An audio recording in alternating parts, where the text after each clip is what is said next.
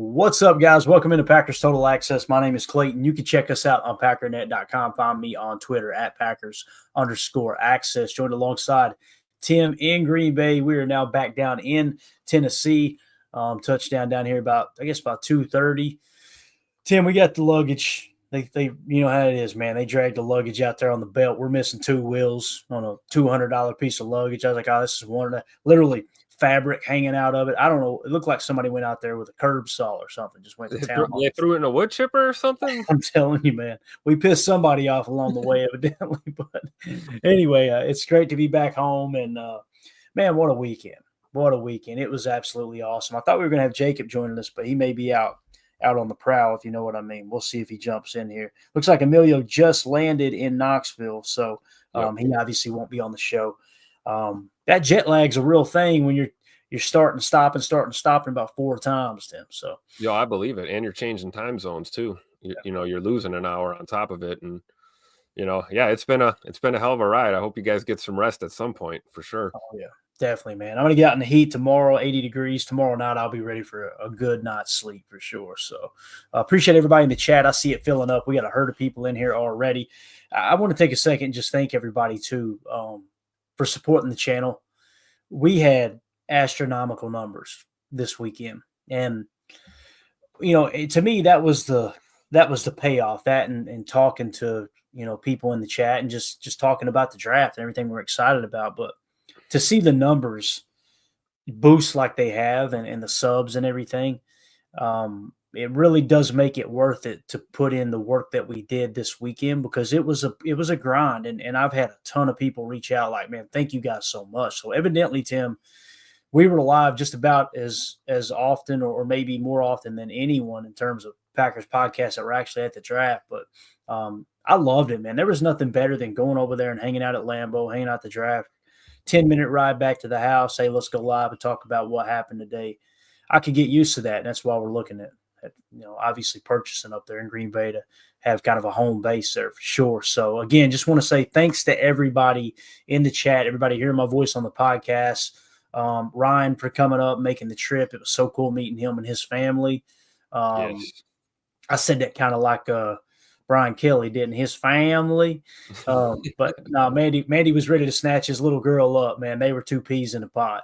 So that's awesome. It was just, it was absolutely just an awesome weekend, man. Emilio, Jacob on the stream with it. It felt like Jacob was there with us, It really did. It really did. And really big shout out to Jacob too, man, for kind of holding down the command center for us when we had a little bit of tech issues and things like that. It was really good. It was like he was in our hip pocket the whole time, and glad he could share in this, even though he wasn't physically there with us.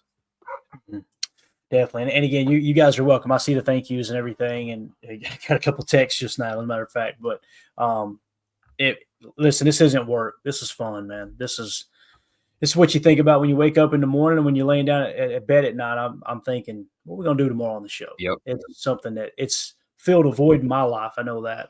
And it's absolutely awesome. So well said, Clay. I really appreciate everything you did too for the group and everything, man.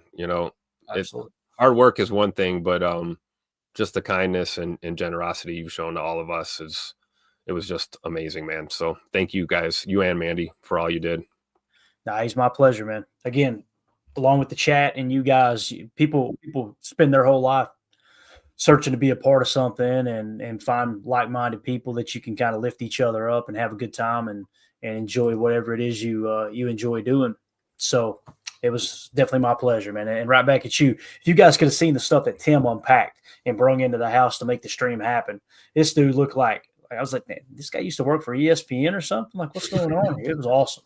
I'm over there with a microphone and a camera. Like, I think we can do this. And Tim's stretching out cords and adapters and everything else. And Jacob's used to using different adapters at his workplace. But Jacob, how you doing tonight, man? What's going on? Man, I'm good. I am a little bit in a food coma. I ate way too much.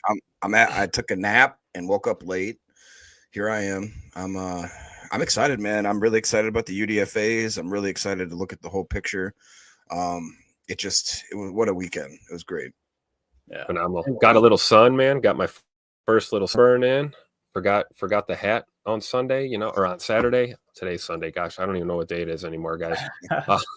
But no, it was nice, and we got the full gamut of the Wisconsin weather experience too for all the out of towners, man. You got some cool air, and then you got some rain, and then you got a beautiful day to close it out. It was amazing. Yeah, and just one little last bit of housekeeping here before we get into the content tonight. We got an awesome show on tap. I'm really excited to dive into these undrafted free agents and talk a little Mark Murphy and everything in between. But I want to give a shout out to our newest Patreon members. Let me make sure I don't leave anyone out here. We'll go back just a touch here. I can't remember where we left off last time, but Doug Fox, Papa Smurf, right? Papa Smurf just got the yearly subscription. Appreciate you supporting. Nice. Yeah, Big Guy 8696 with the 450 tier. Appreciate you, Alan Nineman. We also have Michael D. Sullivan with the 450 tier. Tony Holman, all right, he's in here. Not Tom Holman, but Tony Holman. Appreciate you supporting. And we got to meet Teapot, the Power of Cheese. She actually just did a yearly subscription to the Patreon group as well. And man, what an amazing person she was. Mandy said it when we were going to leave. She's like, I really liked her. He's like, she was like, she you could tell she is a genuine person. Sometimes you talk to people, nobody in our group, you know what I mean? You just get kind of I know exactly what Mandy was talking about. I felt like we'd known her forever. It was awesome. Absolutely. So, made the trip all the way up from Chicago too. That was amazing. Definitely. And also a shout out to Elijah Gwynn, who got the yearly membership as well. Now I want to say we're going to be doing a giveaway here soon. Yeah, that's right. Give him a round of applause. Here soon, we're going to be doing a giveaway for a couple of yearly memberships to the Patreon group that were gifted from United Baits and Mountain Man Pack. And I think what I'm going to do is promote the YouTube channel on Twitter and just say, hey, anybody who retweets this and subs to the channel, that qualifies you to go into a contest to actually win one of those memberships. So, again, United Baits and Mountain Man Pack supporting the show in that regard. Also, wanted to mention real quick, Do You Rant and Jerry Weiss Corbley, we've got a tie on the mock draft contest. And, I didn't want to try to put it up in the air like which one's more impressive, picking the 23rd pick, which Jerry Weiss Corbley knocked it out of the park with Matthew Golden, or Do You Rant at pick 250, picking John Williams. So what I thought we would do is put them both on the wheel tonight as we wrap up the show, spin it. Whoever it lands on will get the autographed Javon Buller jersey. And then whoever it doesn't land on, we will give an autographed rookie Bo Melton card to. So we'll just go that route if that sounds good to you guys. So we'll do that. Now, Jacob, you got anything you want to lead off here with before we jump into the content this evening, man?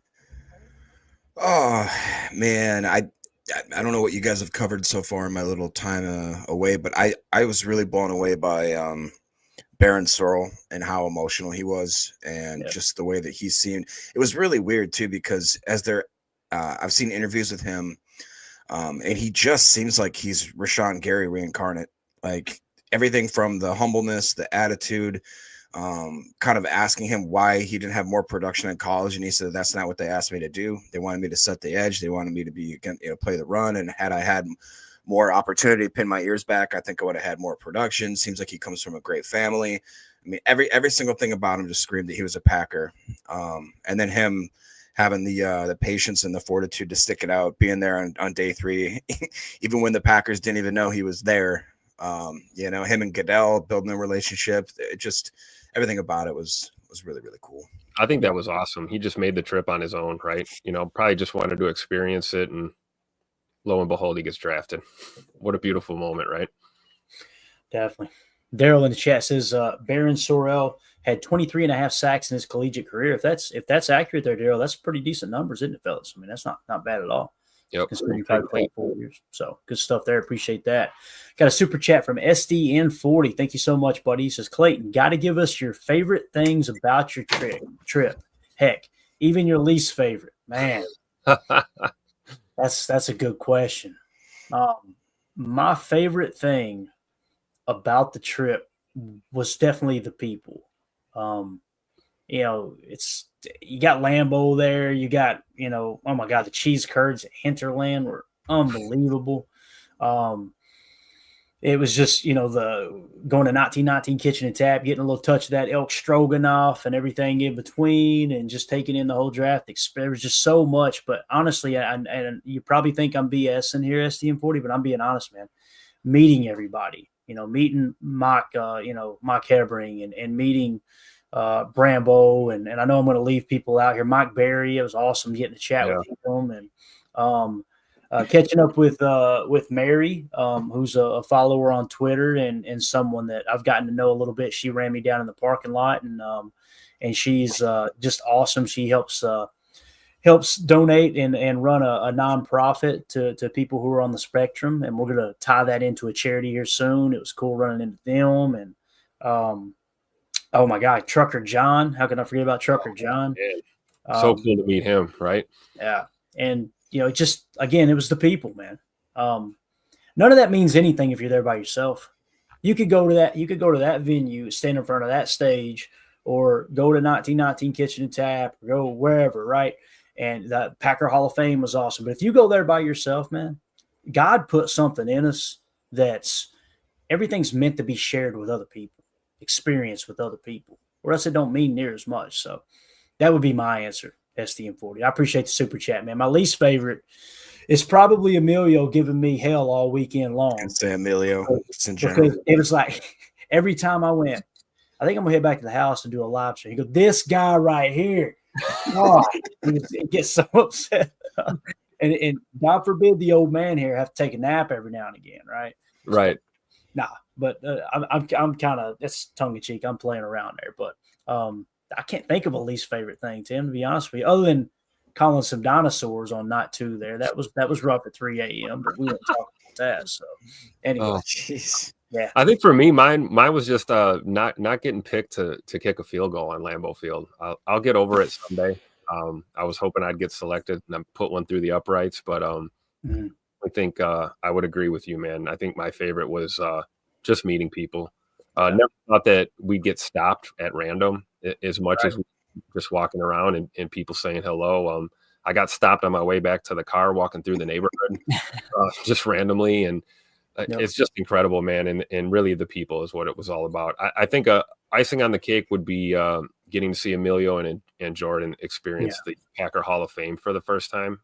Them getting to come up for a game a couple years ago and kind of having to get in and out of town really quick and not really getting to see the whole shebang at 1265. That was cool, especially the look on Emilio's face when he walked into that trophy room. I won't forget that anytime soon. So I think those were my favorites for sure. Definitely was awesome. Drew D here, Jacob. He says least favorite for him. I think he was saying Emilio having his own backup plate of cannolis. Yeah, he's saying that might have been. I think you're right, Drew. That pissed me off. Yeah, and that wasn't a backup. That was the primary plate. It was just Emilio was just hogging it. Put it around the screen. Yeah, I'm like, that's where the cannolis went? What the crap? And shout out to Greg Capel. I hope I'm saying the last name right. It might be Capel, but dropping by just randomly with the tastiest cannolis on the face of the earth. Oh yeah, all the way up from Menasha. That was incredible. Thank you. Unbelievable. One more question here, and we'll get into the content. I know people are like, "Hey, I came to listen to Packers talk. I ain't come to hear about your trip." So, Chuck Jagger says, "You see anyone cool?" Not one.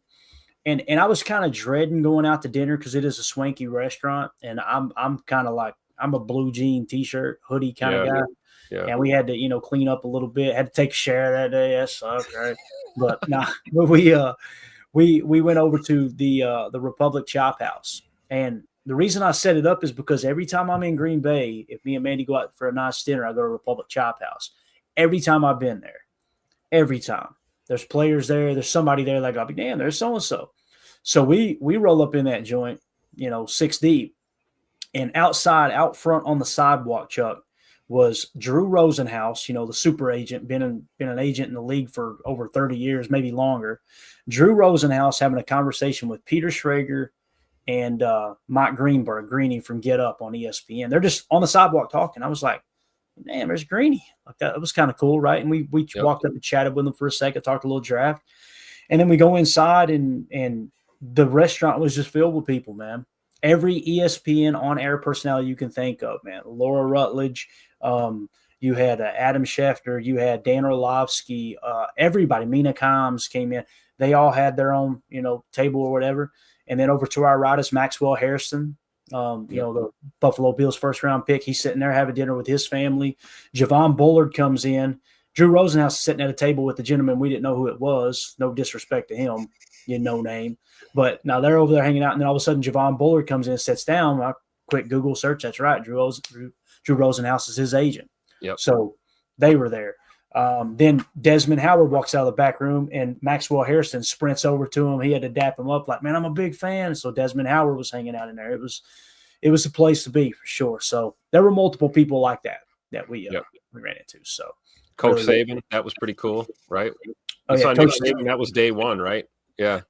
Coach Sabin walking into Lambeau, and they kind of stopped everybody from walking so he could cut across the path. And as he walks by, they're chanting, roll tide, roll tide. And I love it. He's holding that fedora-like hat, and he just kind of went and kept it moving. So just moving in. So it was cool, man. Pat McAfee outside signing autographs in the piss-pouring rain. That was what awesome. A cool moment, right? While we're sitting up in 1919 Kitchen and Tap, just having a little lunch, and he's right below us. That was amazing. Man of the people for sure. Shout out to Pat McAfee. That was awesome. Definitely. And again, SDM40, thank you for that super chat, man. Let's jump into it here. Wes Hokowitz put a tweet out. I thought this was awesome. Says the best boss there is, the best boss there was, the best boss there ever will be. Mark had a vision and belief in this community to see it through. He takes no bows. Is that right? Bows? Yep. How would you say? Was it no bows? Bows seeks no flowers. Yeah. But I'm telling you, Mark H. Murphy is that dude. He was the best guy around. The Packers put out that tweet. He said, a weekend, 10 years in the making. All it says is, thank you, Mark. Man, Jacob, it doesn't happen without Mark Murphy, dude. And we talk all the time about how players, Aaron Rodgers having to step into the shoes of Brett Favre. And now Jordan Love stepping into the shoes of Aaron Rodgers. Well, Mark Murphy had to step into the shoes of Bob Harlan. Bob Harlan, guys, our Uber driver, 3 a.m. in the morning, 4 a.m. in the morning, going to the airport this morning. This old dude, really, really cool. Had some stickers on the back glass that I appreciated. We won't go into details, but we get in and chat with him, and we get to talk about Bob Harlan. I'm telling you, there's not a soul on the face of the earth that doesn't like Bob Harlan. But Jacob, what would you say about Mark Murphy here, man, and how, as we wrap up his tenure as acting CEO and president of the Packers, man? Yeah, I mean, really, what more can you say? I remember, I think it was almost 15 years ago when I went to Lambeau with my whole family. We did the tour. They had just kind of done the renovation shortly before that. And don't get me wrong, Lambeau Field was beautiful then. It's always been beautiful. But I remember where I was standing, just kind of looking over the property, and that was still where, I mean, it is still, it's smack dab in the middle of a small little community. All of a sudden you just have this unbelievable stadium. But now when you look 15, 20 years later, even just from 10 years ago, it's like, I mean, it's its own community. It is unbelievable. If you have never been there, it went from being just obviously like iconic to just go see the stadium, to see that grass, to touch that field, to being an absolute just I hate saying it's like a theme park because that makes it sound kitschy, but it's not. You know what I mean? It's so, they did such a good job, and they had such a thin line that they had to walk before making it kind of kitschy or turning it into like a Vegas or turning it into like just kind of a money grab. It doesn't feel like that at all. It feels like that the heart and soul, the authenticity of Green Bay somehow is still maintained while also expanding it into like a more modern era where you can have a I mean, to say that the Green Bay Packers could have hosted the NFL draft 20 years ago, people would have laughed you out of the room. They would have laughed you out of the room. They didn't have the infrastructure. They would have said, where are you going to host it at? Kmart across the street? Exactly. Piggly Wiggly. I just think about it. Yeah, he doesn't get enough credit, and I honestly don't think that there's a more humble person that I've seen in professional sports. He really doesn't seem like he gives a crap if he gets the credit. He just wants people to enjoy football, and I'll always respect him for that. Well said, Jacob. Well said. I think my favorite memories of Mark Murphy are the handful of times I've ran across him at the facility or at a game, before a game, in the pro shop. I've seen him out for his morning jog at Titletown before, and as busy and hardworking of a man as he is, he always has time to stop and talk to people. And he will always take time to just talk a little ball or talk about the Packers with fans, anybody who he comes across, and really is a people person, like the definition of people person, man. Mark Murphy really knows, just how you talk about social IQ all the time, Clayton. This guy's got high social IQ and an absolute integral part of the reason why we have Titletown development, why we had the draft this year. And I'll tell you, boys, I don't know about you, but after this weekend, I don't see a reason other than the weather that the Packers can't host a Super Bowl at Lambeau Field. I don't get it. We pulled off an event of this magnitude. A lot of it due to Mark Murphy and a lot of other people, but Mark Murphy especially at the forefront of pushing this through to prove that Green Bay could handle something of this magnitude. So you got to tip your cap to Mark Murphy for sure. Definitely. DU Rant says that announcement of Matthew Golden by Murphy still gives me chills every time I see it. And then, like our Uber driver said this morning, he said, "Boy, Brian Gutekunst's comments stole the show for me." When Goody said, "Yeah, that wasn't the name I gave to Mark Murphy." Like he just went up there and said, "Hell with it, I'm taking the receiver here." So that was a really, really cool moment. Mike Avery says, "Well said, Jacob. Mark has killed it." Appreciate the super chat there, Mike. Good meeting you this weekend, buddy. That was awesome. And meeting your better half as well was really, really cool. So let's see here. I like what Drew D says. This is the best send-off a Packer has ever had. So true. So true, man. I agree. It's up there for sure. SDM40, this is the story that the guy was talking about, the Uber driver was talking about this morning too. He said Harlan went door to door to talk people about getting that sales tax passed. Fans don't realize how close the Packers were to the tipping point. Yep. So, and I remember Bob Harlan, this was his words too. He said that somebody was pushing back on it. He said, "Well, it's Sunday in the fall. What are you going to do on a Sunday after church?" And he said, "Well, we're going to watch the Packers. Great. We appreciate your vote." And he walked off. Like that's what you've got going here. That's what's on the line, right? So, yeah. United Bates says, "Tim, what did your dad or uncle call Kmart? You mentioned it before." Oh, that's my Uncle Mike. Shout out to my Uncle Mike. He called it Came Apart. That was anything you bought came apart, right? I just remember, Jacob, I remember as a kid the Kmart back home. And what I always think about when I think of Kmart is I think of dirty floors and the smell of cigarette smoke in the store. That's what I think about. It was just, hey, man. It was awesome. Kmart was back in the day. I'm not saying I did this, but if you were a young kid and you were looking to steal CDs, you would steal them. You wouldn't steal them from Walmart because Walmart edited their CDs. Kmart, however, they let the Fs fly. Nobody was editing music in Kmart. So I'm just saying, if you were a young boy and you were looking to, I'm not saying I did it. I'm just saying some people may have done it. I'm saying I got DMX, flesh of my flesh, blood of my blood. All right. I was the coolest sixth grader around. I bet the teachers loved you, Jacob. I bet they did not. Clint, armchair quarterback says they said it was the second highest crowd behind Detroit last year. I didn't know where it ranked, but I know they cracked 600,000 people. The big thing was hearing all the media members talk about like they ranted and raved over how Green Bay just did it up right. And to me, it's not about the amount of people, it's what's the quality of the product you put out there. And let's be honest, there's way more people in Detroit than there is Green Bay, right? Yeah. And you got to kind of go out of the way to get to Green Bay as opposed to, Detroit being a little more centrally located, if that's the right way of saying it. So regardless, man, yeah, they ain't got – I will say this, another cool moment for who it was, I think it was SDM40, another cool moment for me. Day 3 was my favorite by far because we just got to kind of hang out, right? Yeah. It didn't feel like we were working that day.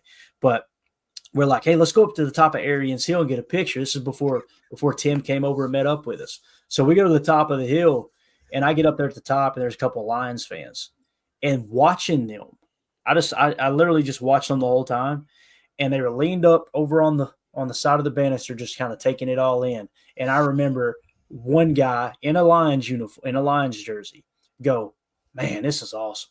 Just looking at what Mark Murphy had built here in Titletown.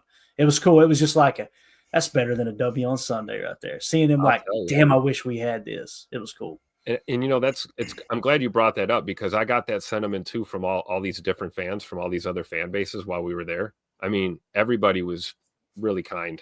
There was none of that. You know, we're all rivals, and you talk a little trash, right?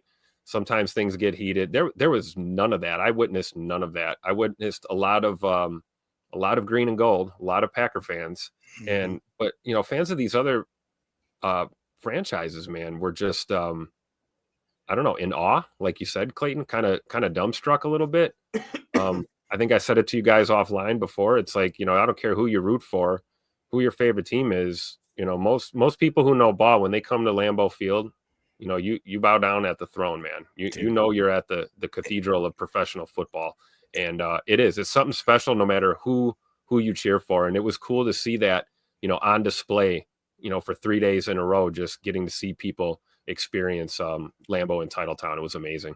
Dude, it's always like that too. Clayton, I don't know if you remember this, but when we were at Lambeau for the Rams game years ago, we were randomly walking down the strip on the way to the stadium, and there was two dudes in Bears jerseys that were just hammered as hell, and they're like, "This is awesome, look at this." And I was like, "Can I get a beer?" And he's like, "Hell yeah." And he threw us a beer, and I was like, "Why are there Bears fans here? We're playing the Rams." There were just two Bears fans walking around just taking it in, having a great time. It's like everybody, like Tim said, once you get there, it's just like you recognize that where you are, and it's just a special place to be. It's awesome. I saw an article in the Press Gazette today, and they were talking about the numbers and everything. And the thing that really stood out to me is the 3-day total, you know, of people that were ejected, you know, like kicked out of the draft experience, was 8. You had 600,000 people over 3 days. 8 people were asked to leave. 4 of them were me. And you had 1 person arrested for being an idiot or something, right? I mean, that is just, you have to tip your cap to, you know, Brown County law enforcement, you know, City of Green Bay law enforcement, our armed forces that were there. The security apparatus around the entire NFL draft was just unbelievable. It was a safe environment. Everybody had a good time. And there were literally next to no problems whatsoever. And so not only did Green Bay pull this off, they pulled it off with flying colors, and it was absolute chef's kiss perfection. Yeah. It's going to sound like I'm making a joke. It's not. It's because Wisconsinites honestly know how to hold their booze.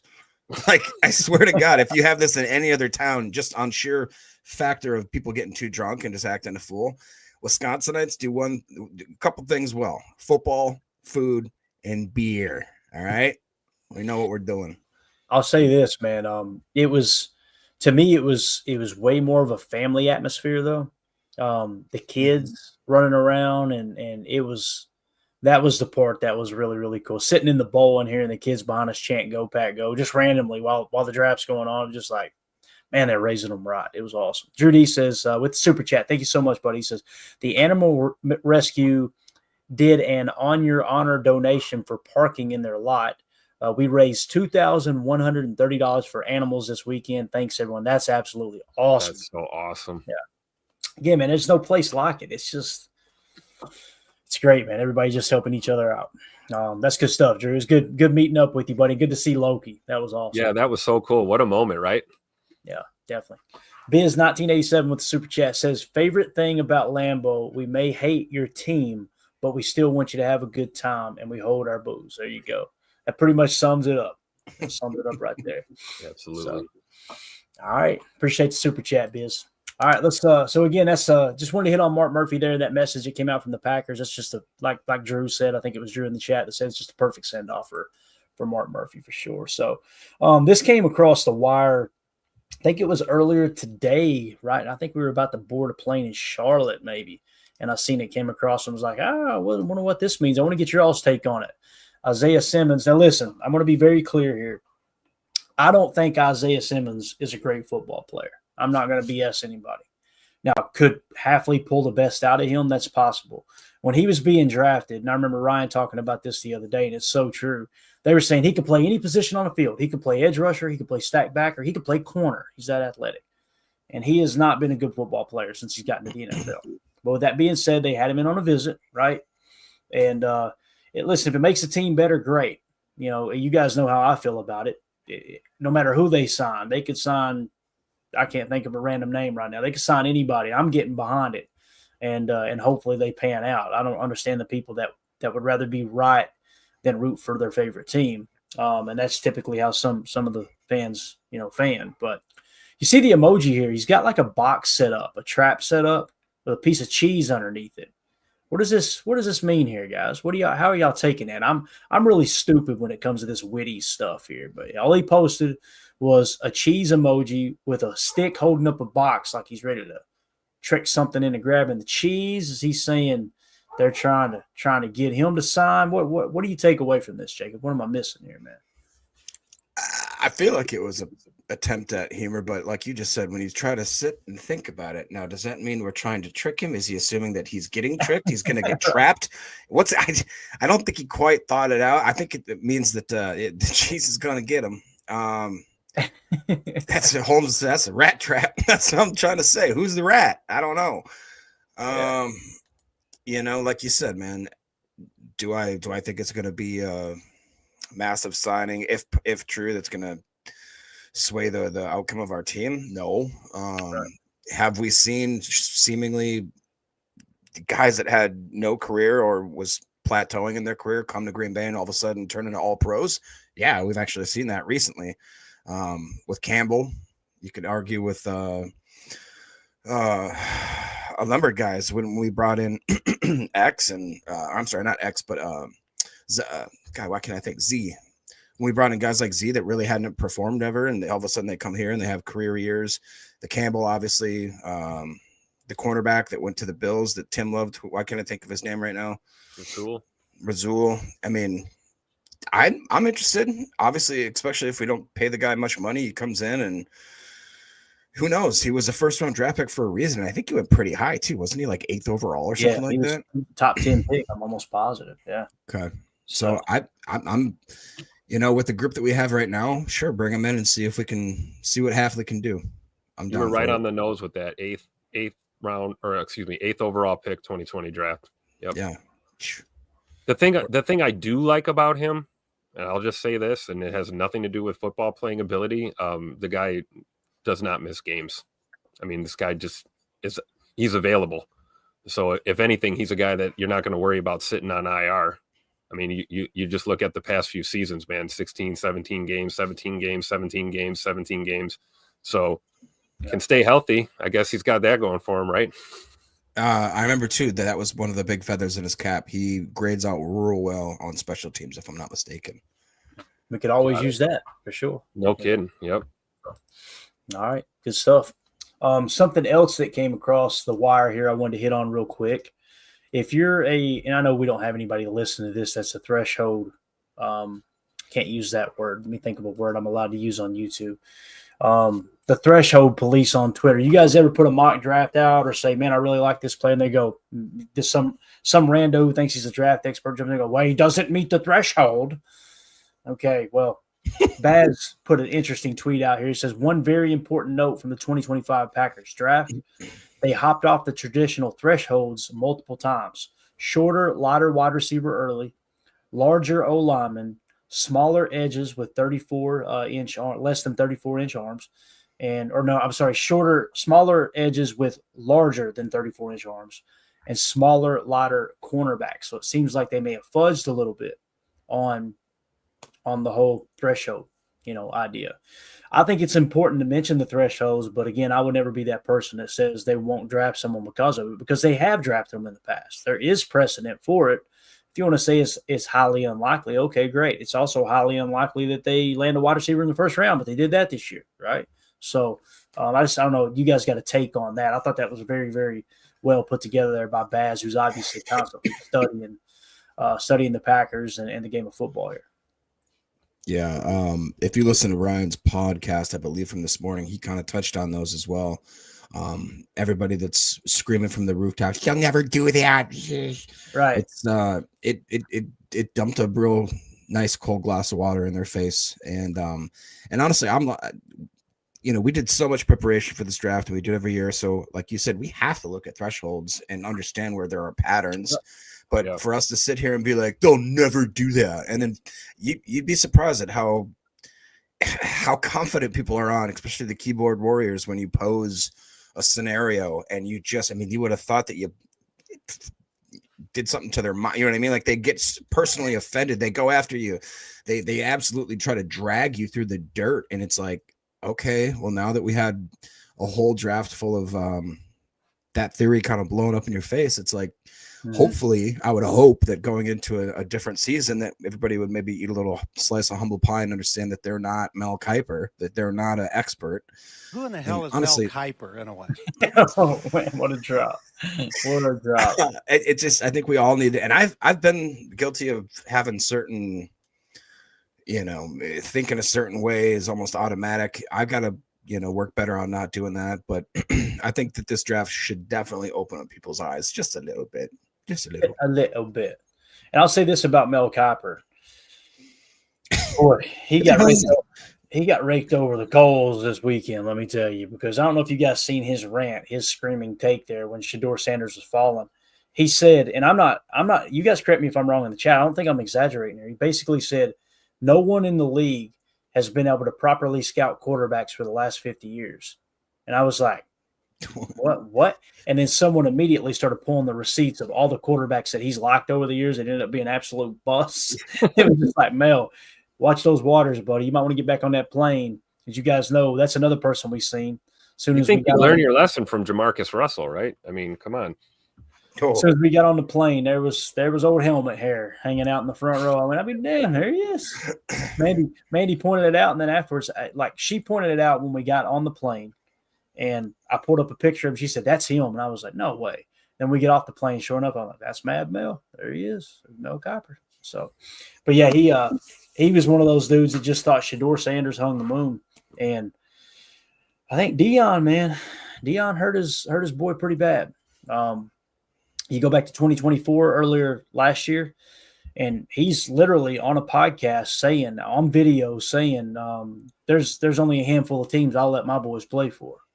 And you may think, okay, there's nothing wrong with that. He's a protective dad. I got you. But there's nothing wrong with the teams going, well, hell, we ain't going to waste a pick on him if we don't know if he's going to play for us. Right? And what do you mean by like let him play for, as if it's up to you? Right. It's kind of crazy. I mean, Deion holds power and influence, obviously, in a lot of ways, right? And you have to respect the guy for the careers that he had as a professional. But yeah, I think he probably did more damage than help for his sons in this draft, I think. Yeah. I just think it's a shame because I don't know, man. Like you said, you'd hate to ever.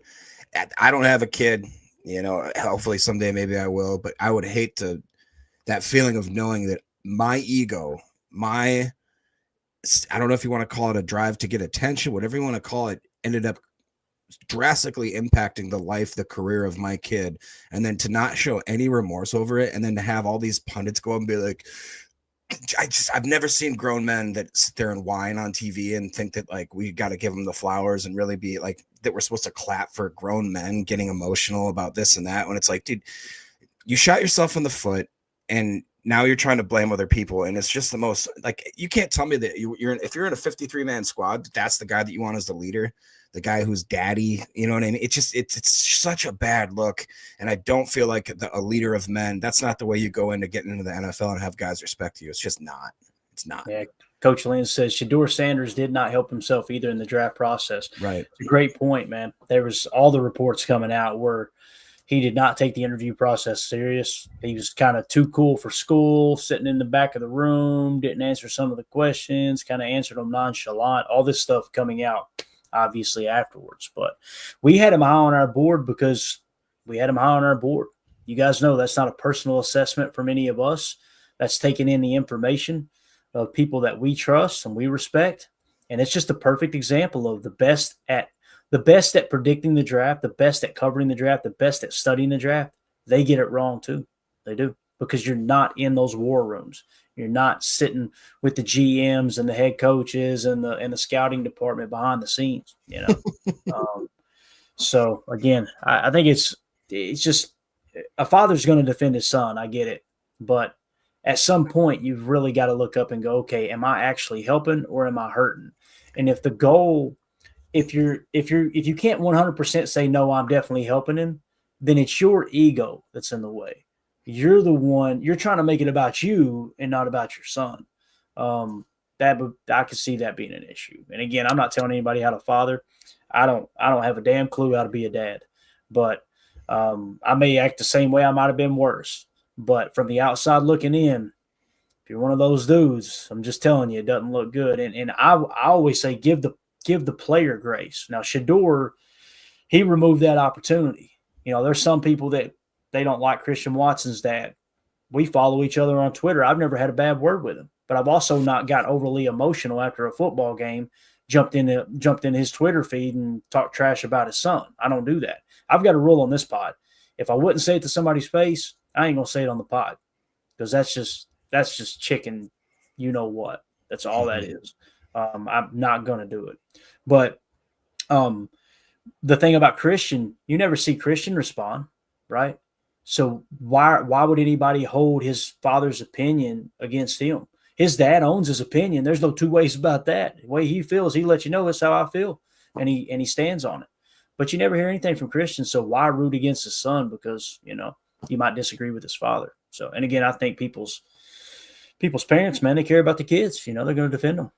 That's what cracked me up is when his brother and his sister jumped on there and started going off on fans because they were bad-mouthing, calling their brother soft and this and that.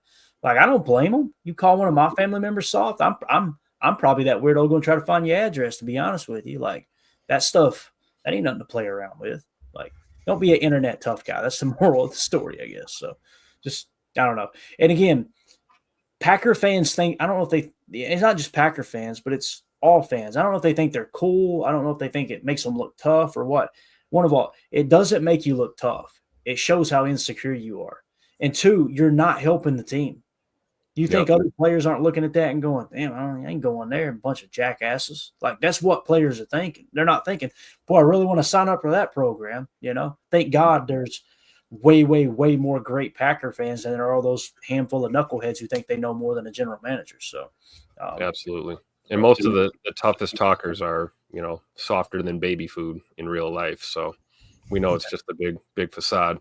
Yeah, exactly. All right. So, want to give a shout out before we get into the undrafted spotlight, undrafted free agent spotlight. This is going to be awesome. There's some dandies in here, but I know Jacob's probably excited about this. This is the bargain bin, right, Jacob?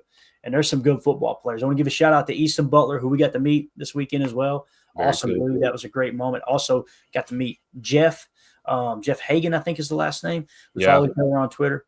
Just a salt of the earth guy. I was there with his grandson. What a great human being. So that was an absolute honor too. But anyway, Easton Butler, he was where I got this list of undrafted free agents from. So I definitely want to give him a shout out here. We're going to hit that on the other side for hour 2. For those of you listening on the pod, we will see you over there for undrafted free agent talk. We appreciate y'all. For those of you listening on the pod, welcome into hour 2. Jacob's wishing he'd never said that. Shakes his head every time we play it. All right. We're going to dive into all these. And again, we've got them all pretty much covered. Actually, let me hit this real quick before we get cranked up. Mike Witt, member for 2 months. Hi, guys. Love the Packers draft. Brinson's a steal. Hey, man, there's several of those guys later in the draft. I was like, let's go. When you start to dive into it, Anthony Belton's one.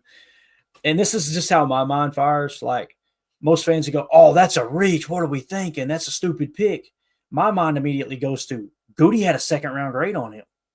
Like, I didn't watch the tape on all these prospects and go, here's my grade, guys. You know how we build our board. I look at that like, holy cow, this dude is better than we thought. Goody's got a second-round grade on him. He's probably going to compete for a starting job. This is exciting, so it's just all about how you look at it. And there's no right way of being a fan. I'm just saying that's the way my mind fires when I hear of a player being taken earlier than where we have him on the board. So let's get into it. The undrafted free agents here. And listen, this is not a big, long write-up. What this is just information on each player. And I picked this picture for a reason here. This is Nazir Stackhouse. We're going to get to him in a second. Look at him holding up the national championship newspaper clipping there where he won a natty back in 2023 with the Georgia Bulldogs. Yep. I know he didn't get drafted by the Packers, but Goody loves those national champions. There's no two ways about it. You called that one a mile away. We talked about that a few weeks ago. I'll never forget that. And lo and behold, some more Georgia Bulldogs on this team now. I love it. Yeah, definitely. All right, so the first one, Jacob, on the bargain bin is Mr. Jonathan Baldwin out of UNLV, cornerback. Now, listen, you guys go double-check the RASs. I didn't take the time to put the RASs in. This is just a PFF card. We've noticed all year long, have we not, guys? Most of these guys are 1 inch shorter than what PFF says. So, Jonathan Baldwin, 6'1", 200 pounds is what the card says. PFF grades, 51.8, 68.4, 65.7. Then this year, jumped all the way to a 77.9. He had a 74.2 coverage grade and a 74.3 run defense grade. This is a slot corner here, fellas. Slot corner. Look at the pass rush grade. You think they fired some nickel blitzes, some cat blitzes off the backside, 81.3. So his overall defensive grade is 77.9. What do you think about this DB out of UNLV here, Jonathan Baldwin, Jacob? I like it a lot. If you look at obviously the defensive grade is great. The pass rush grade is great. Coverage grade, which is, I would argue, more important, 74.2. But also that 74.3 run defense grade is pretty cool. If you go and look at some of his highlights, you'll see a dude's definitely willing to throw his nose in there and get a little dirty if he has to. Obviously, slot corner is, I would argue, not a big need right now necessarily, but you're just an injury or two away, and all of a sudden you're really wishing that you had a guy like this that's maybe sitting in the hopper. So I'm not sure that where he's going to actually, if he's going to actually make it onto the 53, but absolutely gem to have on that practice squad if we can retain him. What do you think about him, Tim? I know you're never going to complain about more defensive players added to the team, right? Not at all. Never that. And I agree with what Jacob just said too. It's really true. We don't know if these guys are going to make the cut or not, but at the end of the day, you never know. Guys play their way onto teams all the time during training camp. And, if this guy is one of those guys, we just got a hell of a lot deeper at the slot position, even if that's just how they choose to use him in the defense. I agree with your sentiment too, Jacob. The coverage grade's probably, more important especially when you're talking about a corner, whether you're a slot corner or not. But the fact that, he can maybe take some of the load off of a Javon Bullard, having to play that slot position as much, the potential for that just makes our secondary that much better. So I think it's a good signing for sure. Definitely. All right. Next player. Got us some running backs. I know Emilio's grinning like a possum in a dumpster somewhere right now. Running back Amar Johnson out of South Dakota State. It was cool seeing Tucker Kraft tweet about this one. He's really, really excited about having him on. Possum in a dumpster. As Jacob says it best. Mike Witt with the super chat. Let me hit this real quick. Golden reminds me a lot of Greg Jennings when he came out. He's faster than Jennings, but his route running reminds me of Jennings a lot. Thoughts? I could see that. Similar build, smooth out of his breaks. Greg Jennings wasn't blazing fast, like you said, right? Had good hands. I don't think he had great hands coming out of college, but he had good hands, and they ended up being great. But the thing I noticed about Greg Jennings is he knew how to change pace at the top of the stem and create separation. He was a smooth route runner. I'd be okay with Matthew Golden turning out like Greg Jennings on the field, of course, right, guys? But yeah, what do you think? Would you be all right with that? Say again, sorry. I said, Tim, what do you think? You see kind of a little bit of Greg Jennings in Matthew Golden? I do, especially when you watch some of the tape on him, especially with some of that route running. And then, of course, one of my favorite attributes about Golden is the hands. He seems like a guy with good ball skills, or at least ball skills that are going to continue to improve. And I don't think it's off base at all for Mike to, make that comparison to Greg Jennings. That's one of the things that made Jennings such a great receiver, was the ability to adjust both early and late in the route stem. So I think we might be golden with Mr. Golden here. All right. You good with it, Jacob? Anything you want to add to the Greg Jennings comp there before we move on there? No, I mean, obviously we love Greg and what he did. I think Matthew Golden's going to be excited to make his own legacy here. And I think that he's the type of player that will burst out pretty quickly if he's gonna. Yep. All right. Up next, like I said, Amar Johnson, running back. Love a good shot of a running back dragging a defender down the field. You gotta love that, right? So Amar Johnson, 5'10", 205, PFF grades were off the charts. Starting in 2021, 81.7, 77.7, 75.8, and then last year, 83.5. Obviously, that's the offensive grade. His run grade, 85.6 with a 68.1 receiving grade. I think this is a guy that screams practice squad, right?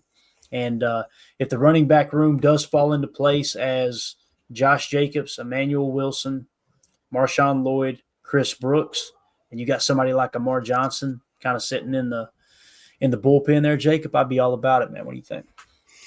Yeah, and like Drew D is highlighting that Amar Johnson had an 8.8 RAS. I've seen different schematics that say that he's more around the line of like a 210, 215, even 220. Prototypical pretty much size that Goody loves. He does look thick.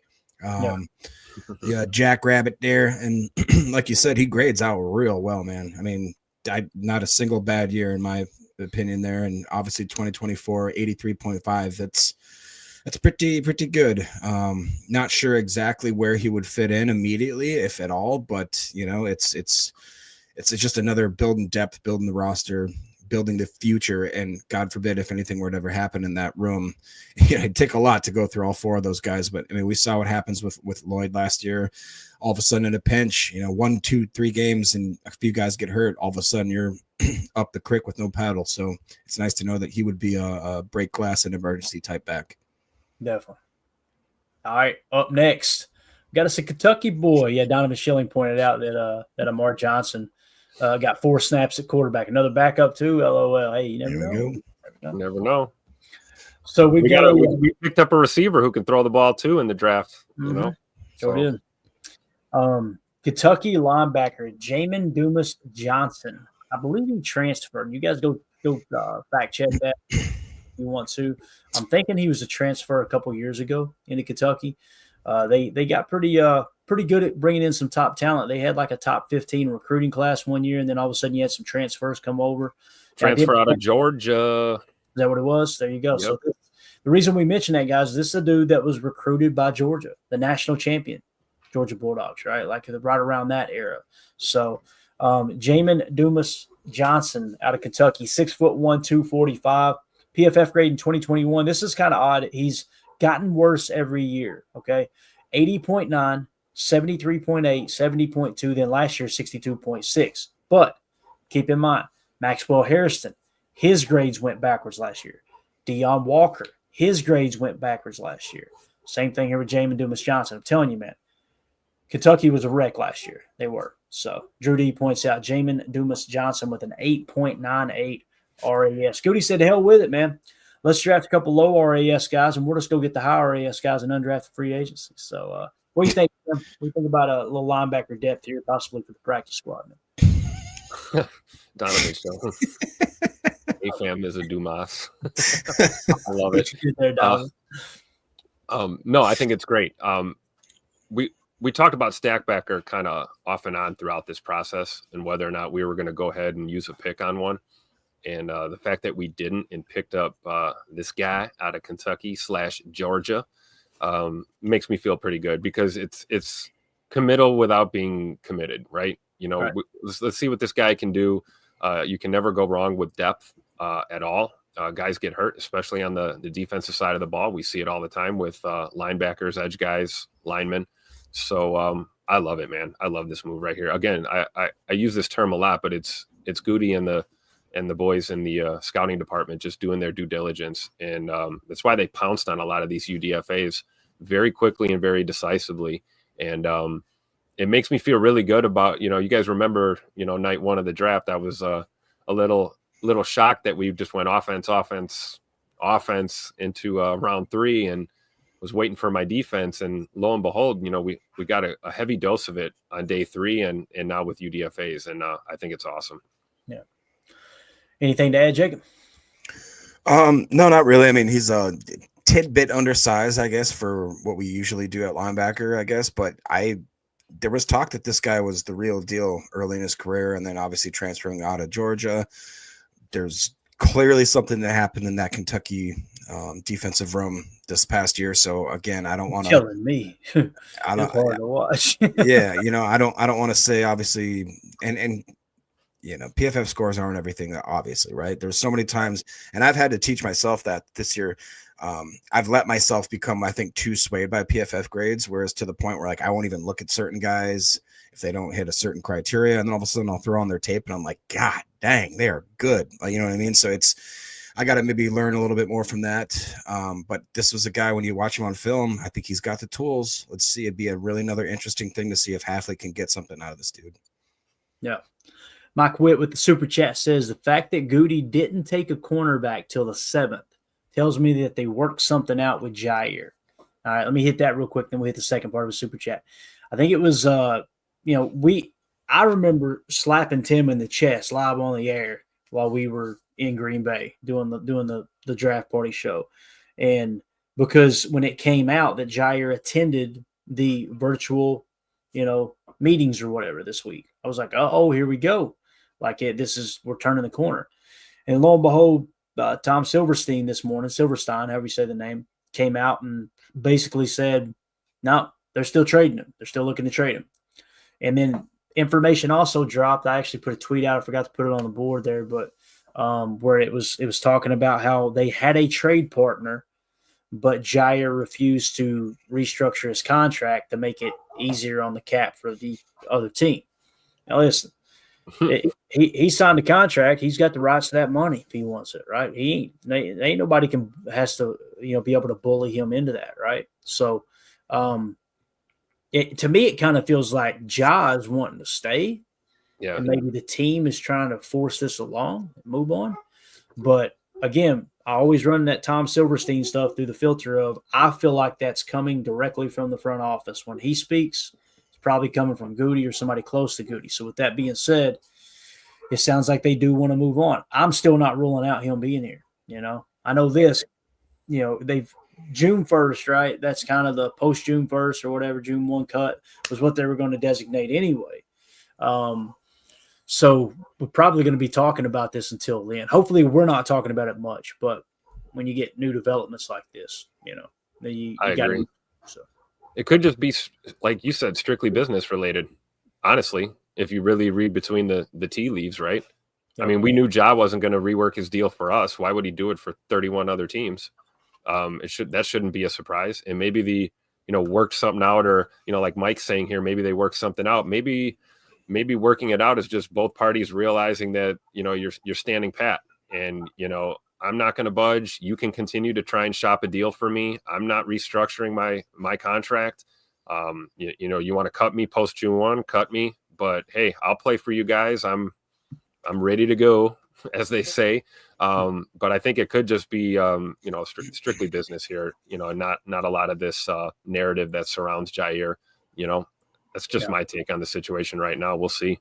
I did think too. Like I feel like Goody in the Packers front office, whereas maybe 2 years ago, 3 years ago, they would have been very nervous about having even the idea of having to play a game without Jaire there. But unfortunately, the last 2 years, with his lack of availability and seeing guys that have stepped up and guys that have came, when the numbers get called kind of thing, do you think they have almost a little more kind of ability to stand straight and be like, look, man, we've seen what happens when we don't have you. It sucks. We'd rather have you, but we know we can get by without you. Like the ball's just not in your court like you think it is right now. But in some aspects, I think the ball is, that's what coach was just saying. The ball is in Ja's court because of the fact that he can just, he's holding the keys. He's the guy that can play and won't play, but it's unfortunately, I think we're going to be talking about it for another 30 days. I know it, man. Can I ask you this? Do you think if he is a post June 1 cut, right? So his contract's going to go with him, right? If someone else signs him, part of it, yeah. Part of it, right? Part of it. So does that make no. If the Packers cut him, it's a clean slate. The way that works, the guaranteed money accelerates to Green Bay's current year. If you go post June 1, it's spread out over 2 years, and it's kind of staggered where the lighter hit is this year, the heavier hit is next year. Got it. So my question would be, do you think it would be just as difficult for Ja to find a new team if he is cut outright? And now we know he's not going to give a sweetheart deal to anybody. Does it make it even harder for him to just sign as a free agent? I wouldn't be surprised. I mean, you just got what, roughly 3 months, maybe even 4 months of testing the market, and nobody was willing to give you that. The closest thing came to someone who wanted you to take a pay cut, and you said no. So, Tim, I wouldn't be surprised if he refuses to take less money and he sits on the market for a long time, and then either someone has a catastrophic injury in camp and they go, all right, we'll go pay him because he's a top corner, or Jai gets to the point where like, okay, I've waited long enough. I'm just going to have to take what they'll give me. Right. So, again, if it wasn't for Tom Silverstein reporting this, I'd be going, I still think he's coming back with the Packers. Yep. But when Tom keeps pushing that back, it's almost like Goody's going, hey, Tom, let's kick it back to the top of the list again real quick. Make sure everybody knows Jaire's available. You know what I mean? That's what it kind of feels like without saying it. So, second part of this question, Mike Witt said, or not a question, he just says Stackhouse makes the 53 guys a beast. He said that's a hot take. I don't think it's a hot take.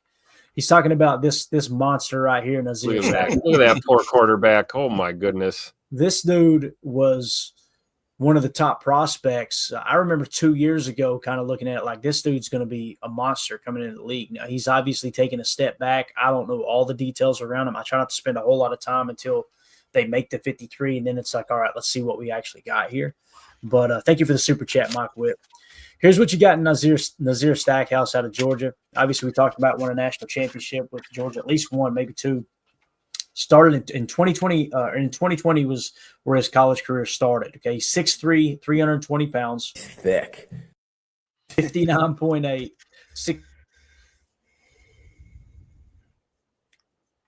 Clayton, you just got muted somehow. Dad. I don't know what happened there. Let's try that again. 6'3", 320. Let's go. There you go. 6'3", 320. Maybe it was Nazir muting me going, hey, buddy, I'm a little heavy. He's like, I'm 305. Yeah. Aren't we all? Right? 6'3", 320. PFF grade starting in 2020, 59.8.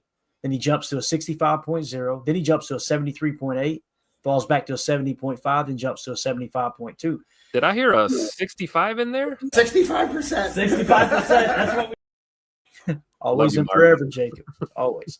So, I mean, I don't know about you guys, but for an undrafted free agent, you see these in the 70s here in PFF. Now, obviously, the RAS is a little bit of an issue. Wasn't that explosive. I think if I remember correctly, he had 27 reps on the bench, but he did score. He got no bonus from us. He got a 0 in terms of the RAS bonus. But I think it was Drew D that just pointed that out. Yeah. So he scored like in the 6s RAS. Listen, that's not like horrible, right? We just don't deem it worthy of giving a bonus on our draft board. If he was a 3 or a 4, you'd probably feel a lot worse about it. But a 6 is not like it's. You turn on the tape, you look at the PFF grades, you see a guy who played really good football in college. So I'm not as concerned about the RAS as opposed to like Dumas-Johnson, who played bad football last year. But you look at the RAS, go, okay, you see the upside there in the athletic ability, right? So Deadfish says, remember, big D tackle usually do not have high RAS scores. I mean, last year we talked about it. Who was it, Jacob? We talked about Texas. Remember? Yeah, our big guy, TJ Sweat. TJ Sweat. He had a 3 RAS. And ended up, he was the best D lineman in the draft last year. Yeah. PFF had him graded out as the highest graded rookie defensive tackle last year. So let's go around the horn with it here. We'll start with you, Tim. What do you think about Nazir Stackhouse? To me, this seems like the dude of the bunch, like Mike Witt was saying with the super chat there. I can see him making the 53, man. I wish I had the Michael Scott drop, I love it. I love it. I love it. Clayton, you and I were talking about this yesterday before you guys head out. We were like, how did this guy not get drafted? It was like almost like as big a shock as some of the other shocks we had especially in the early rounds of this draft. I love this signing. I was jumping up and down screaming for a D tackle forever. And, I thought we were going to draft this guy. I really did, especially with that big, gigantic G next to his name. You just switch the color scheme and bring your butt up to 1265. I think it works out great. There's a lot to like about him. He's a people mover. And, I think we're getting better. And I don't think it's that hot of a take to think that he makes this team. I really don't. We'll feel a little better once we see a few camp practices and things like that once we get into the nitty gritty after OTAs and everything. But I think there's a very good chance that he does make the 53, or at least retained on the practice squad at the bare minimum. Yeah. Deadfish says Stackhouse 1 tech, Brinson 3 tech. What do you think, Jacob? Nazir Stackhouse. I love it. I really did enjoy this. I actually thought we were going to draft this guy too. If you guys remember when me and Emilio were flying solo before the draft, I believe it was Tuesday night, I think. He was actually on our list. We went over Nazir Stackhouse as being a late round gem, as well as Colin Oliver. And I specifically said that Nazir Stackhouse was, just loved him in the run game, that he, they didn't ask him to do a lot in the pass rush game. And typically you really don't when you have a guy like that. But I think that he was probably one of the more unsung heroes on that Georgia defensive line, which is obviously going to happen when you're a big fish in that type of, you know what I mean? The Georgia defense is going to consistently and constantly be amazing. And I think that we may have found us a little gem here. And I think what Drew D is saying, we may have just found our TJ Slayton replacement here. Could be. Pretty Great nice. point, Drew. Great point. Yep. All right. Next on the list, offensive lineman Tyler Cooper. All right. Out of Minnesota. I'm sorry, Tyler Cooper looks like Big B a little bit. I'm just going to be real. Shout out to Big B. Yeah, I didn't know Big B played a little O-line at Minnesota. Apparently he did. My man. Big B's awesome, man. What a great dude. So Tyler Cooper out of Minnesota, guard at 6'6", 310 pounds. PFF grades, boys, looking clean. 2019, 63.2, 74.2, 71.7, 72.9. Run blocking grade 77.4. Pass blocking grade last year 66.3. Not too shabby for an undrafted free agent. What do you think, Jake? This was this is a guy that I actually really, really did think was going to get drafted. We saw how fast some of the interior offensive linemen fell off of our board, and I'll be honest, that was one that we absolutely crushed that on our board as far as the interior offensive linemen. It went Tyler Booker, Gray Zabel, Donovan Jackson, Jonah, Tate Ratledge. I mean, it was almost one after another right down the line. Wyatt Malum was in there. So this was one that I was pretty excited about. I'm surprised he didn't get drafted. You look at those PFF scores, played at the Big Ten school, decent competition, absolutely a giant man for that guard position. I'm very excited, and I would not be surprised if this was another sneaky player that landed on that 53. Yeah, and we had him in the 253 spot, Tim, on the big board. So right around that spot where it's like, okay, if he doesn't get drafted, he's probably at the top of the heap there in terms of undrafted free agents. Do you guys know? Real quick, sorry to interrupt. Did he play any center at all? Itchy Soda was asking. I don't remember. I don't see it. It won't show it here. We could probably pull it up here in a second, though. I'll see if I can go glance. No, I'm seeing no snaps at center since 2022 on PFF. Strictly a guard then. Got it. Yeah, left guard, a little bit of left tackle, not a lot. Left and right guard though, definitely. Got it. All right. What do you think, Tim? You like it? Yeah, I do. And I think, maybe one of the reasons that, we didn't draft a guy like this is probably because of the free agency moves we made. We picked up Banks from the Niners. Clearly the plan seems to be to move Jordan Morgan to the right guard position at some point in time, or Sean Ryan wins that battle and becomes the starter. I don't know. Too early to speculate. So I totally understand why they went tackle before they went interior when it comes to the O-line, and being able to pick up a guy like this as a UDFA is awesome. Another guy I can't wait to see at camp in those battles on the interior O-line. That's going to be just as fun to watch, arguably, as the wide receiver battles and the corner battles as well at camp. So put that on your bingo card for training camp this summer for sure. Definitely. Up next, another offensive lineman, JJ Lipe. Is that how you say it? Out of North? Is it North Illinois? Is that right? Northern Illinois. Yep. Northern Illinois. Is that how you would say the name, Jacob, or would you say Lipe? What would you say? I was gonna say JJ Lipe. I don't know. He doesn't look like. He looks like a JJ Lip to me. He does look like.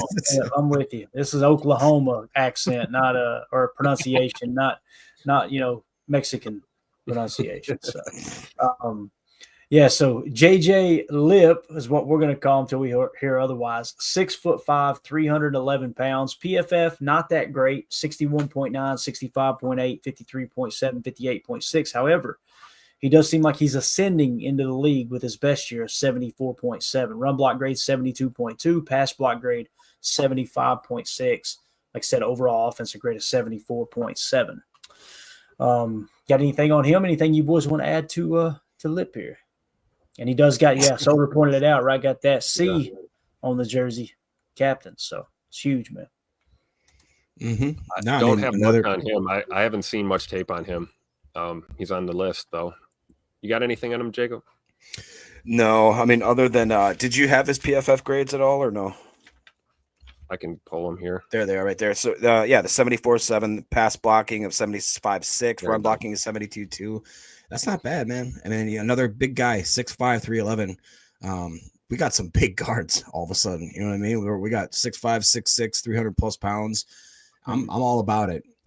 We talked about how we wanted to attack the trenches and how it seems like, you looked at this draft, and I think that most of the teams saw that Super Bowl and what Philly did in those trenches and how no matter what the Chiefs tried to do, you weren't going to win unless you could control the trenches. And there was quite a big common theme when you watch this draft and what people prioritize.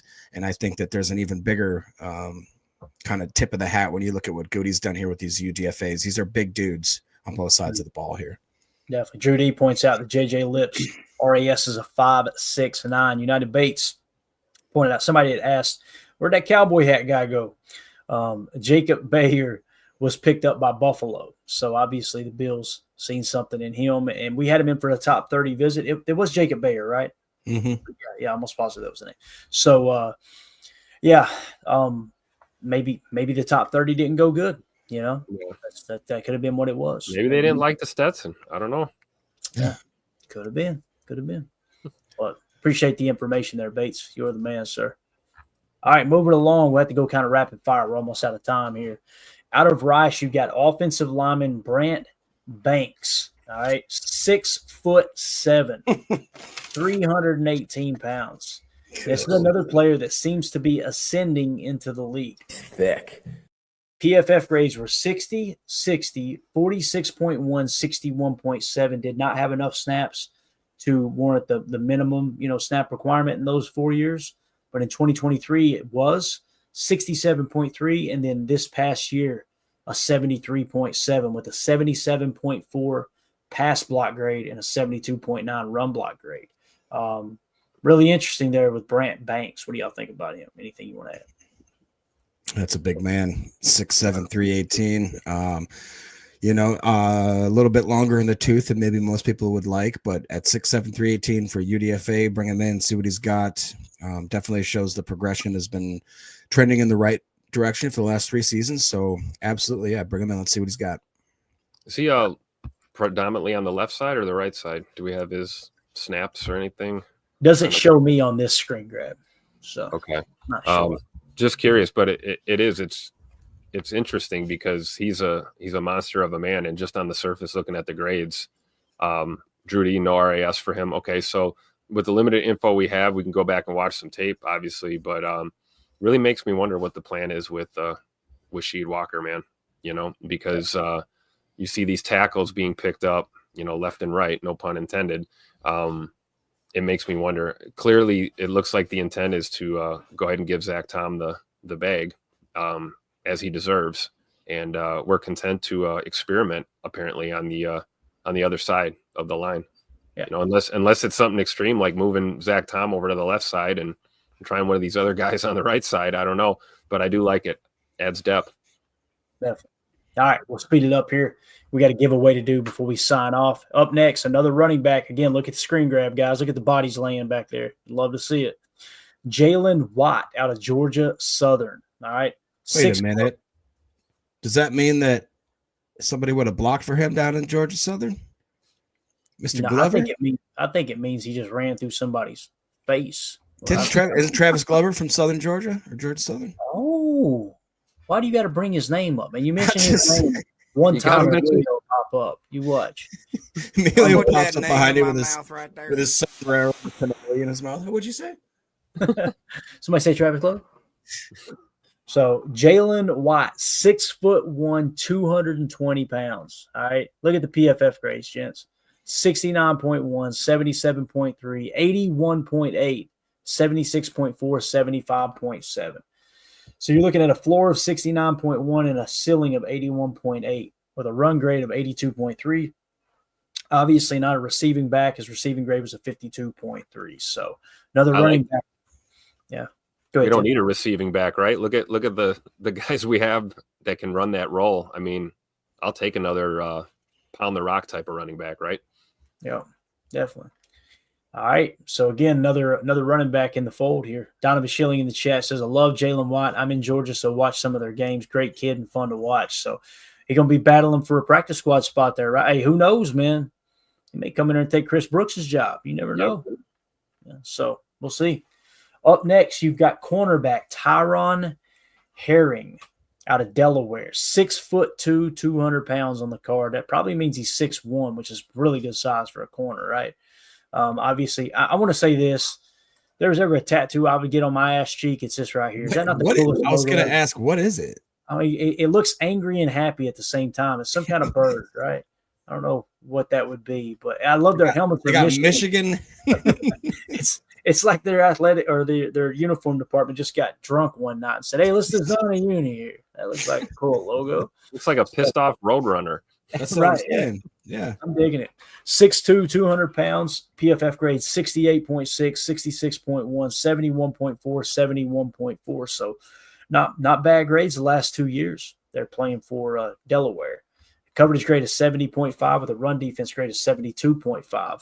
Looks like Drew D said the RAS pretty low here with a 4.27. So Drew D is our very own math bomb this evening. I love it. On point. Thank you, Drew. Got it locked down for sure. Up next, we've got Mr. Julian Fleming out of Penn State. Now, he's a wide receiver. He transferred over. I can't remember which school he transferred from, but I want to say he played pretty good football for another program that transferred to Penn State. But he's 6'2", 208. Ohio State University. So that's what I was thinking. So PFF grades, though, don't look good. 63.8, 62.1. Peaked in 2022 with a 67.4. Then dropped back down to a 61.2, then a 54.9. I think they're bringing him out. Got a little bit of versatility here. Wide snaps, 370 with 109 in the slot. And it looks like he had some punt coverage, too, that were 40 snaps. So who knows? Maybe they're bringing him in to potentially compete or give him an extra body for special teams on the practice squad. That might be the case. So that's Julian Fleming out of Penn State. And then the last one here might be the most exciting. Look at this cornerback's arms, boys. Holy cow. Yeah, this is Kazir Brown. He's got a nickname. I can't remember what – if anybody knows the nickname, throw it in the chat. SDM40. I always knew Clayton was an ass tat guy. There you go. You heard it here first, folks. He's got a nickname. I'm trying – Bugs. There it is. Prince, appreciate that. So everybody got it. Jerry Weiss, Corbly, and Do You Rant. Kazir Brown out of FAU, Florida Atlantic University, 6'3", 210 pounds. There is some versatility to his game, but look at the PFF grades, boys.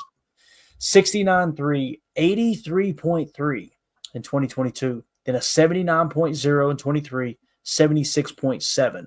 So you're talking about in the last 3 years, the floor has been 76.7 with a ceiling of 83.3, a coverage grade of 81.7. Wow. And I was thinking there was some versatility. Yeah, there you go. He played in the box 85 snaps, slot 16, only 16, but he was out wide the majority of the time with 535. But on the field goal / extra point block team, he had 50 snaps as well. This is probably him and Nazir Stackhouse are my most exciting or my most interested prospects I'm interested in terms of undrafted free agents. Drew D says Kazir Brown, 7.31 RAS. What do y'all think about him as we round out this list? I love this a lot. I'm with you, Clay. This is definitely one of my favorites on the UDFA list. I mean, talk about exceeding the threshold on the measurables, right? 6'3", 210. That's a big outside corner. You know, not a phenomenal RAS, but not a terrible. Drew D points out 7.31 RAS score. I'll take that. Look at the coverage grade, 81.7. 0.7. That's what you want your corners to do, is be able to cover. Looks a little suspect against the run, but that's okay. You're an outside corner. We need you to be able to guard your man and make plays. Clearly pass rush, not his strength, but I mean, again, coming out of Florida Atlantic, so we don't know, who he's really gone up against really, but this guy is going to be fun to watch at camp for sure. What do you think, Jacob? Dave C says, Dave C says, Bugs Brown doesn't want anything to do with tackling. Then Donovan Schilling said, you see them arms? He just said, he just looks at them and they tackle themselves, Dave. That's a low tackle grade. So. He definitely looks like a get off the bus guy, right? Look at that. He definitely is. Definitely is. What do you think, Jacob? Yeah, so 6'3", so that means he's what? He's 6'2". 6'2", probably. Probably about 200 210, pounds. really, he's 204. Yeah. And honestly, he's one of those tall. If he actually can move, and Daryl says he's too tall, or he's tall for a cornerback. I would agree, but there are, if you can use that weight and if you can use that size, being a tall cornerback has its benefits. I will argue too that I know Ryan is not a fan of guys that are right above like that 6'1" range, because it just seems like they're so, if you cross them over, there's just so much body length to have to adjust. You know what I mean? It's hard to hit that. It's like that 3-cone thing. You're going to be easier to contain yourself and have that kind of quick twitch movement. But man, it'd be fun. It'd be fun to see if he is actually 6'3", 210, you watch him line up out wide. I mean, if he can handle, that I think that the RAS definitely shows he's got a little bit more of a twitch than some guys. SDN 40 says he's got 32-inch arms, 10-inch hands. Dude, that's a dude right there. Drew D is wondering if he could bulk up and play some linebacker. That'd be the only thing that I would say that probably is going to go against him. Is he reminds me a lot. Hey, look at that. Daryl, for once on the ball. He reminds me of Tariq Carpenter, a guy that just, you don't quite know where to put him. And because of that reason, he ends up being put on the sidelines. And it's a tough thing to do there. But great point there, Daryl. That's a similar comp there for sure. There you go. Jordan Dixon Reed in the chat says Richard Sherman is 6'3". Cromartie was also. So there you go. Very, very interesting. All right, so again, there are your UDFAs, how it sits right now. We'll see if anything changes in the upcoming days and weeks. I know we're going to be having a rookie mini camp next week, guys, right? That's crazy. Yeah, we'll probably get some pictures coming out of the practice facility, I would imagine, right? And get those guys in here. And it's cool. Matthew Golden was there for the draft, and they said that when Matt reached out to him, when Coach LaFleur reached out to Matthew Golden after he was picked, or whenever we just picked him, he said he was getting in a workout or something is what he said. Is that what he said? Or maybe when I don't know when he reached out to him, and he's like, I like to hear that. So this young crop here, man, I'm really excited about it. Somebody said it best on the live stream the other day in the chat. They said, you don't look at any of these prospects and go, wow, those are great picks. But all of them, you look at and go, good pick, good pick, good pick, good pick. Like, watch this be one of the best draft classes that Goody has ever had. That would be absolutely awesome. So for sure. Let's do a little giveaway. That sound good, boys? Yes. All right. So obviously this is for the mock draft contest that we had. All right. There's that pinky wheel back in effect. Yeah, we got it. So here is how it went. All right. We had all of our Patreon members. If you're not already getting the rigged, how can it be rigged? These guys won the contest. Like, what are we talking about? Like, anyway, if you want to join the rigged giveaways, scan the QR code in the upper right. Go to patreon.com. Come on, Tony. Jeez. We got, extra content. The article we just kind of went through there with all the compiled information on the UDFAs. That's the type of stuff you get in there.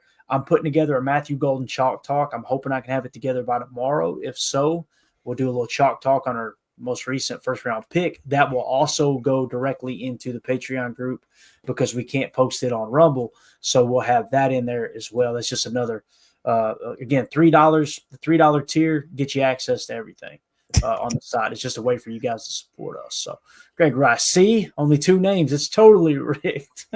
So anyway. You're an amazing person. You know that, don't you? We did a mock draft contest with just the Patreon group. Everybody filled out their own Packers mock draft of what they thought Goody was going to do. and whoever was most accurate was going to be the winner. Well, we had 2 people that got 1 pick right, okay? That was Do You Rant. He got the 250th pick correct. That was John Williams, offensive tackle out, I think, Cincinnati, I believe, right? And then Jerry Wise Corbley nailed the number 23 pick with Matthew Golden. So it's like, which one's harder to do? Is it harder to pick the 23rd pick or the 250th pick, right? So what I thought we would do is, since they both tied, let's put their name on the wheel, spin it. Whoever it lands on, they will get the autographed Javon Bullard jersey. And whoever it doesn't land on will get the autographed rookie Bo Melton card. Okay, so that's how we're going to roll. That sound fair to everybody? Y'all agree, or should we do it a different way? No, I think that's fair. I think that's fair. At first, I was gonna be like, you got to give it to Jared. You got the first round pick, but as you just said, it's way harder to pick the 250th. Yeah, that's all the guys. Yeah, that's all the people. Right. Absolutely. Right. Hey, how many times are we gonna shuffle up the names on this one?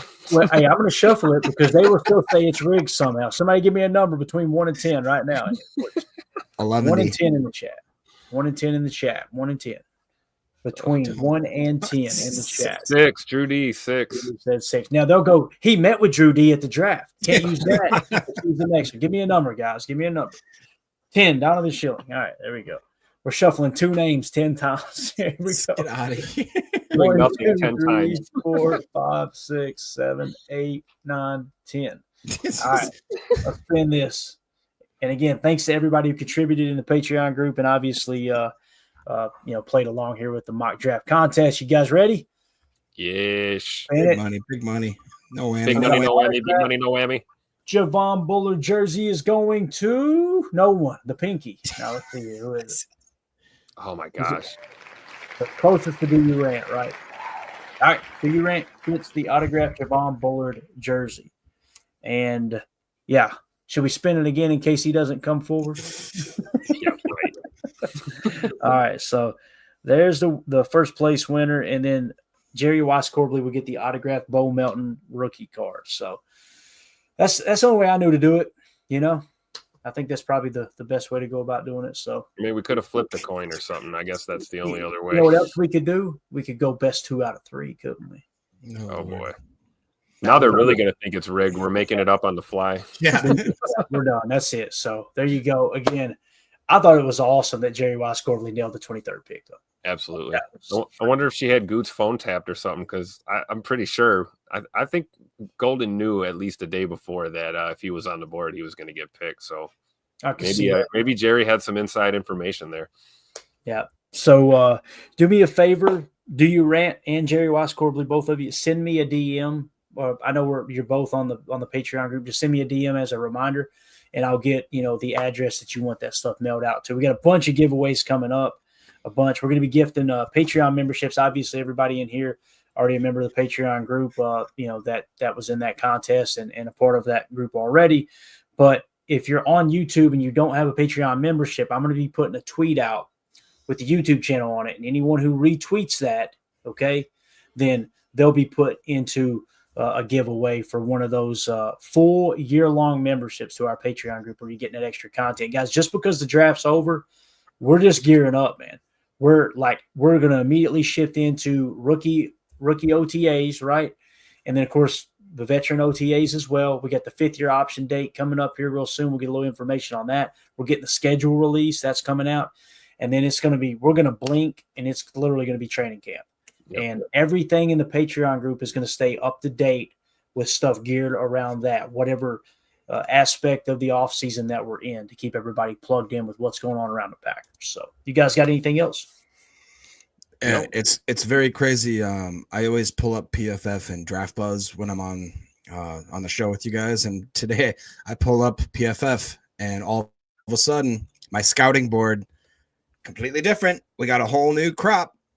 They've got the 2026 PFF grades, and I'm just like, oh. Let's do a mock draft tomorrow, Jake, if you want to. Here we go. I'm not doing a mock draft until January. Done deal. Maybe Absolutely. February if the Packers make it to the Super Bowl, right? That's fine. That's fine. Do your answers. Thank you so much. This is so cool. Hey, you're welcome, buddy. Thank you for supporting the show. And again, if you guys want to join the Patreon group, you know how to do it. Scan that QR code or go to patreon.com/Packer Fan Total Access. People ask all the time, hey, man, I want to support the show. That's the best way to do it. It makes me feel a lot better if people do want to donate to the show, that they're getting extra content. And it does keep the show moving forward. So there you go. Real quick, I just wanted to thank Pops for the gift, by the way, Clayton. The draft gift. Oh, Thank you very much. That was incredible, man. I love it. And Jacob, you've got one as well, man. A little homemade koozie from Mad Dog himself. So we'll be shipping that out. Cool. Yeah, fire, man. This is fire. Custom. Yeah. I love it. I like it. Oh, and look, we got Jerry Weiss in here says, Clayton, please donate the mountain card to your next winner. I only did it to win the jersey. She said it's only 6 prizes around here. Cheese curds make my stomach hurt all the time, but I do eat them though. You know what, Jerry? I think I got something. I think I got a little something stashed away. Let me see what I got over here in the vault. I think we might have another jersey. So, and we had another. Who was it? The one to give away the other day? While we were up there, Jake or Tim, didn't we give away a Robert Brooks jersey? Am I thinking right? Yeah, sure did. I asked you guys to message it to me, and I think y'all did, but now it's buried, right? I think I actually sent it to Mandy. Hold on just a second here. I hope you did, because I definitely didn't message it to you, so I fumbled that one. Yeah, so here it was, the Robert Brooks jersey, the giveaway we did the other night live on the stream. Professor Cakes was first place. That's right. Yeah, that's what it was. Then it was Rich Beck. Then it was CJN. CJN's already reached out. I have not heard from Professor Cakes or Rich Beck. Okay, so if we don't hear from them, let's give it about a week. I don't want to, ship somebody's gift off to a third place winner, and then all of a sudden they reach out and go, "Hey, man, I just seen I won." That sucks, So we'll give at least a week. You can just send it to me, and I'll get it to him. I was going to say, all of a sudden I'm going to get a message from Professor Cakes, but it's going to be a guy with sunglasses and Athams mustache is what it's going to be. You're like, "Hey, I'm Professor Cakes. Get out of here, Atham. What's wrong with you?" So, all right, I'm in trouble already. I got to get some sleep. Appreciate y'all. Draft was awesome. Hanging out with everybody was great. And thank y'all for showing up. We had a ton of people watching now, almost 600 people tonight. So absolutely. Thank you. There you go. It is Jerry rigged. You're right. Nice. See, just that comment there, you're getting a jersey, Jerry. I'm hooking up. That's the line of the night right there. So, Jerry rigged. That's smart. I love it. This show sucks so bad. I love it. All right, everybody have a great night. We'll talk to y'all tomorrow, 7 p.m. Central. If I can find time to do it, we're going to be doing a Chalk Talk Matthew Golden. It's going to be awesome. We'll see y'all there. Let's go. And we go. Bye, guys.